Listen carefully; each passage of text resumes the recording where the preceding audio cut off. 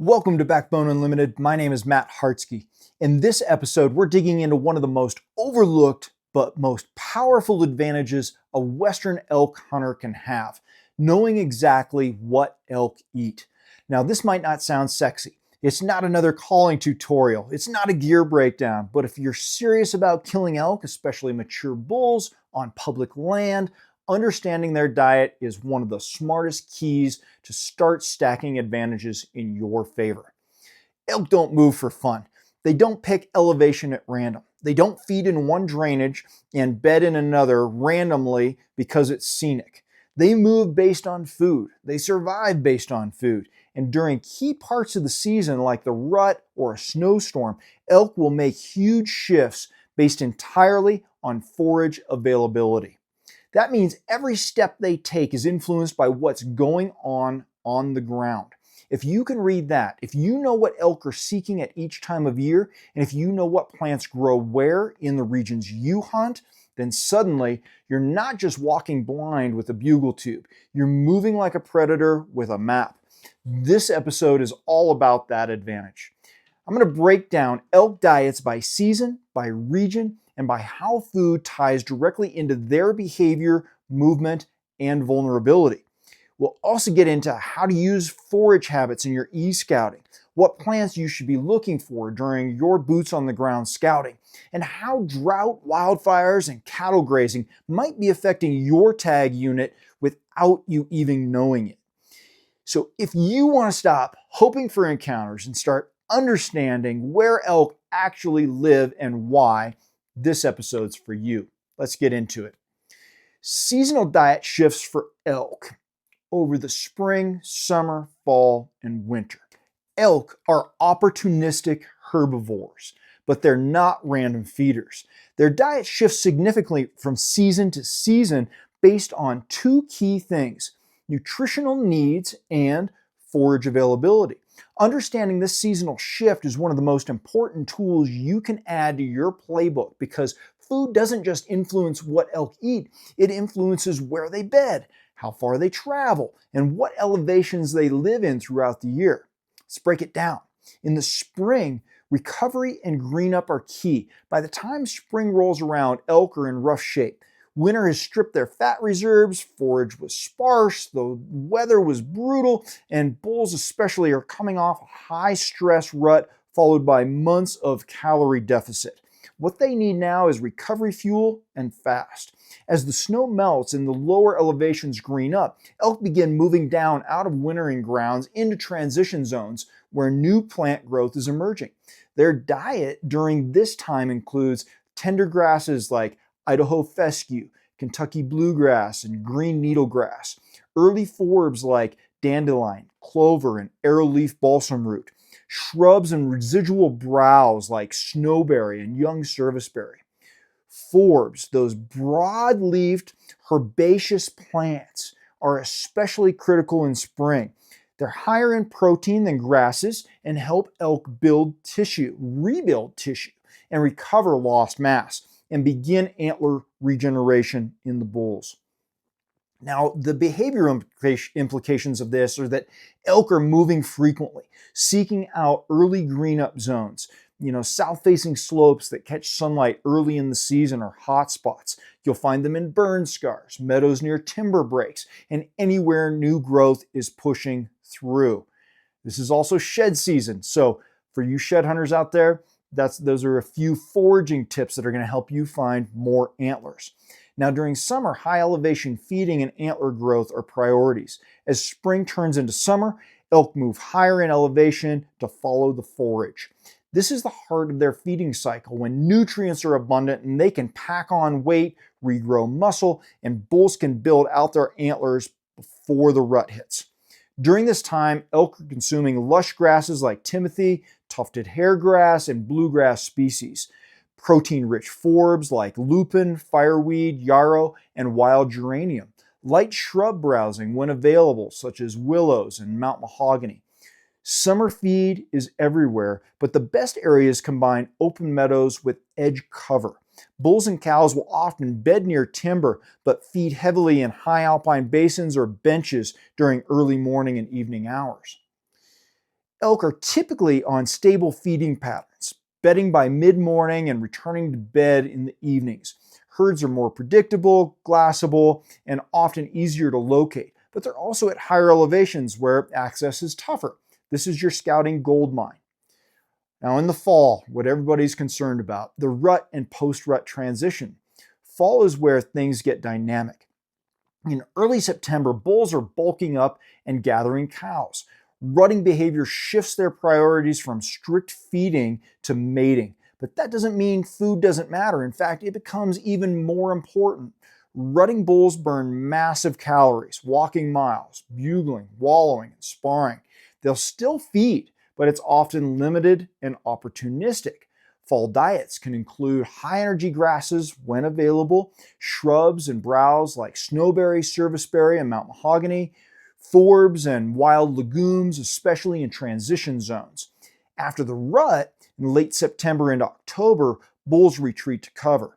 They often split from cows and hole up in remote, quiet terrain with decent feed and low pressure. During the rut, movement is erratic. Bulls may go without eating for extended periods, but cows will still seek high-quality forage. So that is your secret. That's your key. Where are the cows going to be?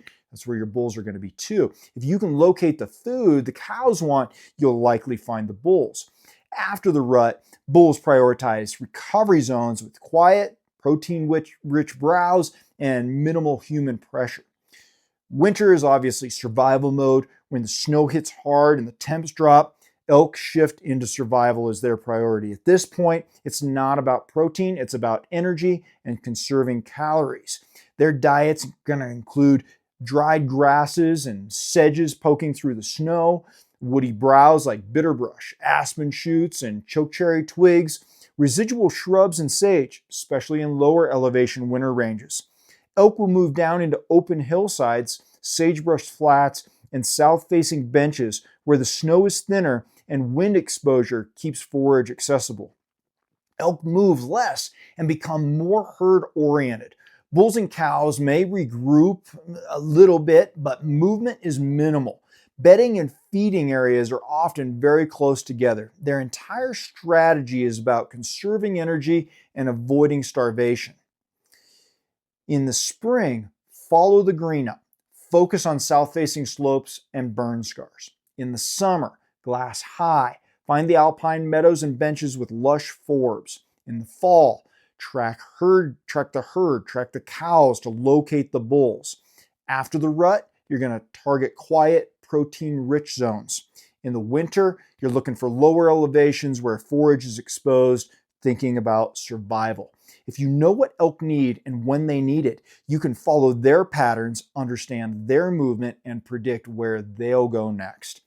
In the next session, we'll get into even more specific breakdown, common elk forage by region, and explore how grasses, forbs, shrubs, and browse vary across Wyoming, Montana, Idaho, and Colorado. Now that we've broken down how elk diet shifts with the season, let's get deeper into these specific states.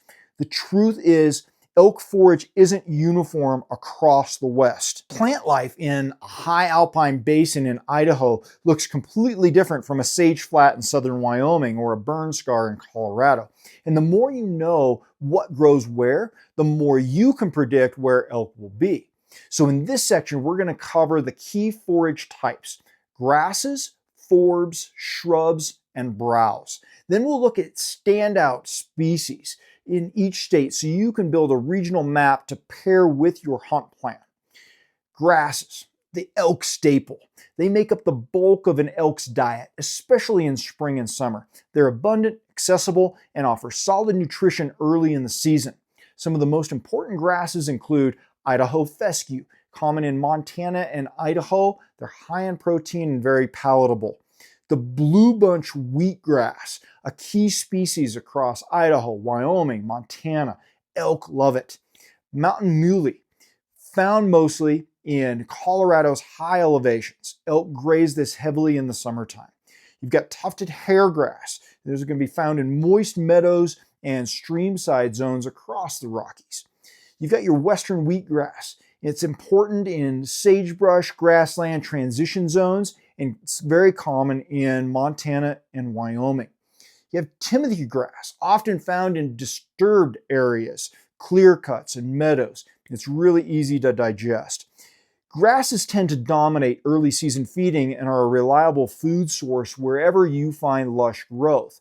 But they're not always enough, especially in when protein demands are high. So elk are going to supplement with forbs. Forbs are flowering plants that aren't grasses, some of the most nutritious forage options for elk. But in particular, seek those out in spring and summer for muscle recovery and antler development. Top forbs are going to include fireweed. It's extremely common in burn scars. Elk seek this out aggressively. You've got lupin. High elevation meadows, especially in Idaho and western Montana, are filled with lupin. Arrowleaf balsam root, especially in early spring, it's a favorite found across all 4 states. You've got yarrow, which is very protein rich and widespread across elevation bands. Geranium, moist alpine areas, is going to be very common. Geranium is going to be found in moist alpine areas. Elk often prioritize forbs over grasses when available. If you're scouting summer or early fall hunts, especially for high country bulls, look for those meadows exploding with these species. Shrubs and browse are going to be your fall and winter fuel. As summer fades and rut behavior takes over, elk begin to rely more on shrubs and browse for energy and resilience. Shrubs offer woody stems, twigs, and leaves that elk use heavily in post-rut and winter periods. Important shrubs and browse species include snowberry, a favorite during, the post-rut feed, common in forest edges across Idaho and Montana. You've got serviceberry, which is found in the foothills and transitional zones, a great fall forage. Chokecherry, it's going to be found in shrubby zones in Montana, Wyoming, and Idaho. Elk use it during the early winter. Bitterbrush, especially common in southwest Wyoming and Colorado. It's a crucial winter forage. Mount mahogany, it's excellent protein, especially during the late season and found on the dry slopes and in the foothills. Aspen regrowth. Elk love fresh aspen roots in late summer and early fall.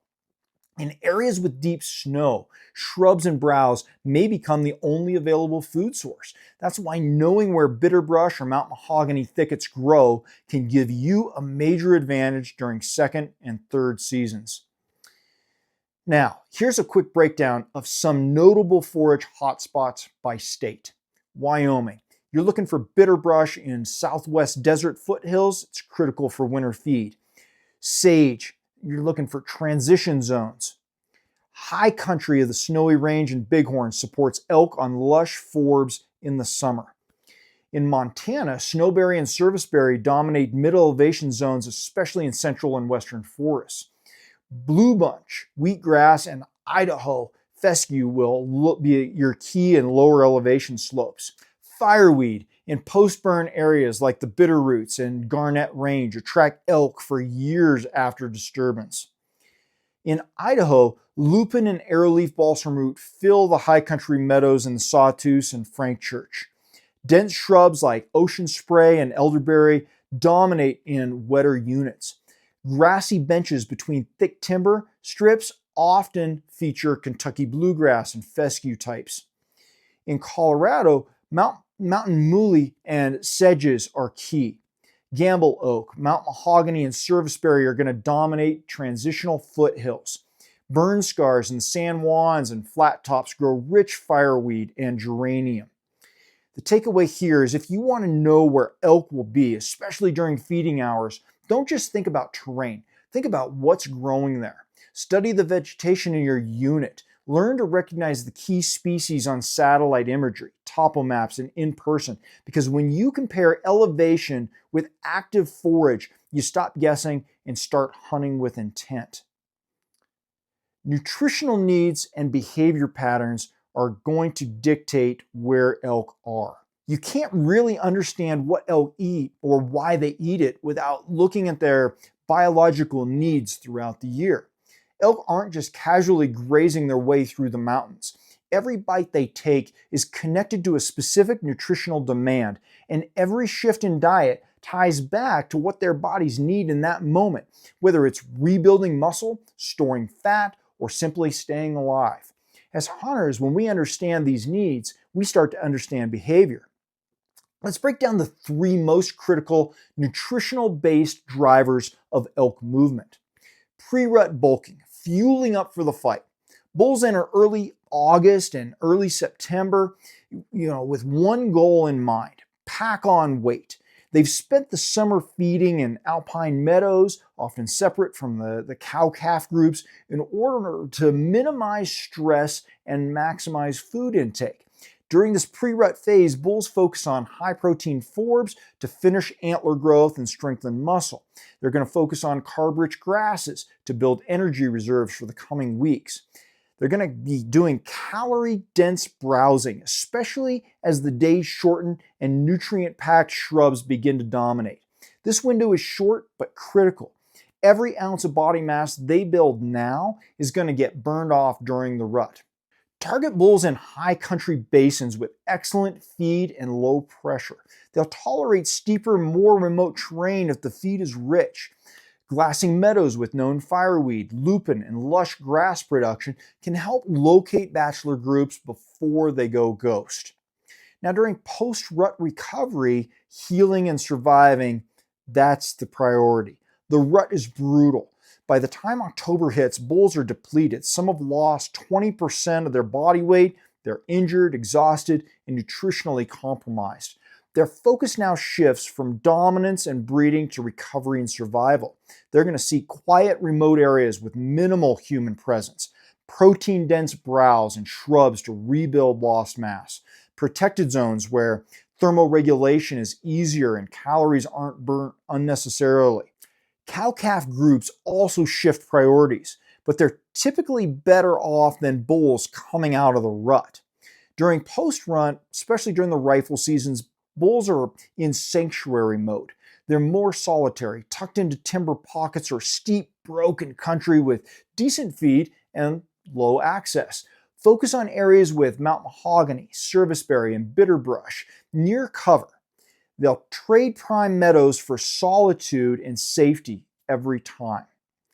Now, winter is survival, energy over everything. Winter is when elk enter full calorie conservation mode. They're no longer looking to thrive, they're looking to make it through. What they eat becomes more about what's accessible than what's ideal. Dried grasses and sedges are scraped from beneath snow when possible. Woody browse like willow, aspen shoots, and sagebrush become critical. South-facing slopes and windswept ridges provide the best access to exposed forage. Bulls and cows often end up in the same place during the winter. Their movements slow to a crawl. Every decision is about minimizing energy loss. If you're in a late season hunt, you must think like a starving animal. Elk will gravitate to terrain that offers three things: less snow, more wind exposure, and residual shrubs. They're not crossing massive canyons or chasing vocal cows. They're bedded close to their feed zone, often in lower elevation pockets, and that makes them more patternable if you know what to look for. Now, to simplify it, spring and summer, build and grow. Fall, burn and breed. Winter, survive and conserve.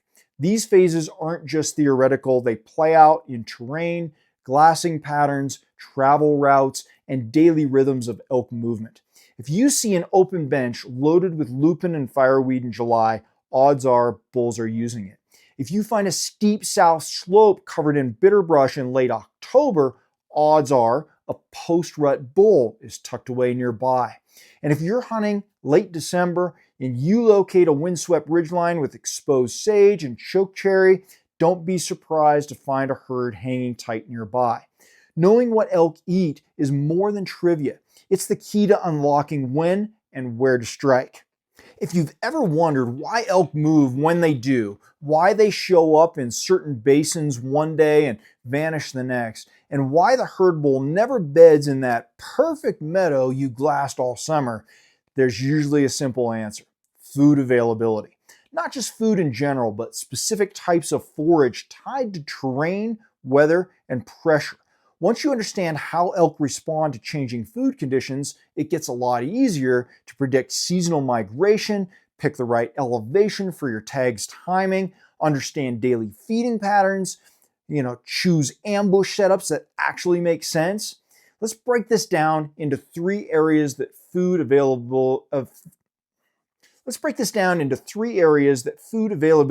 influences most: elevation and seasonal migrations. Elk are vertical movers. Throughout the year, they shift up and down in elevation, not randomly, but based almost entirely on forage, quality, and snow depth. Spring, as snow melts, elk follow new plant growth upslope. During summer, elk settle into upper elevation basins with lush forage, especially north-facing slopes with water and shade. In the fall, bulls drop elevation slightly as the rut kicks in, but they often remain near quality feed. Cow groups may hold higher longer. In the winter, deep snow and limited food force elk to lower elevations. They congregate on windswept ridges, south-facing slopes, and transitional winter ranges with accessible shrubs. If you're hunting archery season, think high. If it's rifle, start mid-elevation, watch for pressure pushing elk lower. And if it's a late season tag, glass every sagebrush covered foothill and snow-free slope for feeding herds. Now, bedding and feeding zones control your daily elk movement. Elk are crepuscular, mostly feeding at first light and last light, and their daily rhythm is tied directly to the food. Feed at dawn in open meadows and benches or burn scars. They bed mid-morning in shaded timber near security and cover. They rouse late in the afternoon, feed again until dark. They ruminate overnight in bedding areas before repeating the cycle. What's critical is how far they'll travel between bedding and feeding zones. In areas with rich, protected feed, bulls may stay close and tight, but in high pressure or sparse zones, they'll travel miles each way to access food and then bed in safety. If you glass feeding sign, you find tracks, you're the poop, the chewed on forbs, but no elk during daylight, start mapping likely bedding areas. Think shaded north-facing timber, benches with good wind and cover, and escape terrain that allows for quick retreat. That travel corridor is your setup zone. Now, pressure plus food equals movement. Elk don't just move because of food. They move when quality food combines with pressure. You can have the greenest mountain in the unit, but if hunters blow it out, elk will relocate. And they'll relocate to places where forage is just good enough to survive, but the human footprint is minimal. This is why you'll find elk in steeper, nastier, brushier terrain than they should be in, because the trade-off for them is less food but more security. They're going to favor hidden burns with patchy feed, remote benches with sparse browse, north slopes with marginal grass but zero access, ravines where feed is harder to find but they're undisturbed. Never just ask, where's the best feed? Ask instead, where's good enough feed with low human pressure? That's where the elk are going to be when the pressure hits. And if the food supports their basic needs, they'll stay until snow or weather forces a change. Elk aren't robots, but they are predictable. And nothing drives their movement and predictability more than the intersection of food and survival. If you can learn how elk use elevation to follow green up, if you can find where they bed in relation to feed, and if you can identify where pressure might push them to secondary food zones that others overlook, then you've got a real advantage. Let's talk about how you can use diet knowledge to e-scout and set up for smarter hunts. This is where the rubber meets the road. It's one thing to know what elk eat. It's another to use that knowledge to actually find elk on your maps, plan a smart hunt, and hit the ground with a dialed-in strategy before you ever lace up your boots. That's what this section is about. E-scouting with forage in mind completely changes the way you look at the terrain. You stop marking spots just because they look elky and start marking locations where the right food intersects with cover, access, and pressure dynamics. Let's walk through how to do this effectively. Step 1, identify the forage zones for your season. What month are you hunting? That dictates what elk are eating. August, early September, focus on alpine meadows with lush grasses and forbs. Mid to late September, rut, you're looking at areas with a mix of feed and cover, transition zones. In October, you're trying to target mid-elevation benches with shrubs and browse. In November to December, we're focusing on lower elevation winter range with exposed bitterbrush, sage, and Mount mahogany. You want to try to use satellite imagery, to scan for visible green zones, edge habitat, recent burns, and meadows. Match them to your tag date and expected elevation range. Step 2 is locating layer in elevation, slope, and aspect. Once you find possible forage zones, dig deeper into the topography. Elevation bands are going to help you know your unit's snow line and growing seasonal forbs. Your gentle slopes are going to tend to hold grasses. Steep north-facing slopes are better for bedding. You're looking at the aspect. The south-facing slopes green up first in spring and melt first in fall. North-facing hold moisture longer into the summer. Your tactic is to use OnX or Go Hunt to toggle the slope angle and aspect layers to isolate target basins or benches that line up with expected forage availability for your hunt date. Step 3 is to identify food and bedding pairs. Elk rarely feed and bed in the exact same spot. So once you've found a likely feeding zone, your next job is to locate the adjacent bedding zone that gives them security, shade, good wind coverage, quick access to feed at dawn and dusk.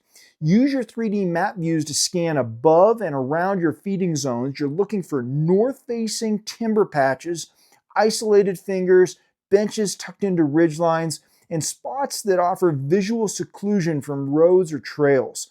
These are often within a quarter to a half mile of primary forage. Step 4 is to think like a pressured elk. Don't just mark the best looking feed on the map, but ask yourself, if I were an elk and this area just got hammered by hunters, where would I go next that still has enough feeds to survive? You want to look for burn edges and overgrown clear cut, drainages that are hard to access, steep faces with broken timber and patchy forage, out of the way saddles or ridges that funnel elk from one pocket to another. These secondary zones don't always show up as perfect green blobs on the map, but they matter most during the hunt. Elk don't abandon food completely, they just find the spots where they can eat without getting harassed. Step number 5 is your boots on the ground scouting with forage in mind. Once you've e-scouted, confirm what's actually growing in those zones. When you scout in July, August, or even just a day before your hunt, take note of fresh elk sign in meadows and feeding benches. Learn to identify key forage species, firewood, lupin, blue bunch wheatgrass, arrowleaf, balsam root. Glass feeding areas at first and last light. Look for game trails leading into bedding pockets. Observe the pressure, tracks, camps, other trail cameras, and make sure that you mark those and be mindful of them.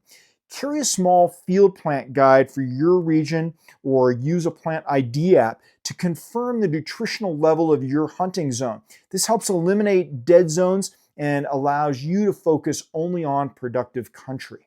This e-scouting is where top hunters separate themselves from the rest. They don't just draw pins or on water holes and wallows. They understand the ecology of elk. They know what the land offers, when it offers it, and how pressure warps those patterns. If you compare high quality summer forage with pre-rut movement corridors and locate overlooked late seasonal bitterbrush patches with thermal cover nearby, you're going to start seeing elk more consistently. And when you do spot them, you're going to understand why they're there. That's what gives you repeatability. That's what builds confidence year after year. Now, this episode wouldn't be complete if we didn't talk about the impact of drought, fire, and grazing on elk food sources. You can know the forage. You can know the elevation. You can have the perfect feed to bed setups pinned. But if you're not factoring in landscape changes like drought, wildfire, and cattle grazing, you're going to show up and wonder where all the elk went. These three environmental factors reshape the menu for elk every single year. And if you're hunting in the West, you better be paying attention. Drought, the silent killer of forage. Drought conditions shrink the quality and quantity of elk forage fast. When soil moisture is low, grasses dry out early, especially in south-facing and lower elevation zones. Forbs fail to bloom or never reach full growth, reducing protein availability. Shrubs become more brittle, losing nutrition faster. Overall plant diversity drops and elk begin to shift towards survival-based diets earlier in the season. This isn't just about July and August. If the ground was dry in the spring, that entire year's forage base may be compromised. You might have killed a bull in that basin last year, but if the ground is cracked and the grass never greened up, you've got to adjust. Look to higher elevation, wetter pockets, shaded draws, north-facing slopes that retain moisture longer. Also, know that drought years often compress into smaller areas with water-adjacent feed. They push those elk into those areas, and that concentrates the pressure. Wildfire, nature's reset button. Fire is a double-edged sword. We've been affected by it many times in our areas. In the short term, 1 to 2 years post-burn, it often removes prime forage and bedding cover. But in the long term, 3 to 10 years, fire can create some of the best elk food sources in the unit. Your post-burn landscape offers rapid regrowth of nutrient-rich grasses and forbs, open shooting lanes for archery and rifle hunters, edge habitat where elk feel safe browsing on the fringes, less human activity in the early years, which gives elk a break from pressure. When e-scouting, pull historical fire data and layer in 3 to 10-year-old burns, focusing on sections that have patchy regrowth, especially with nearby bedding timber.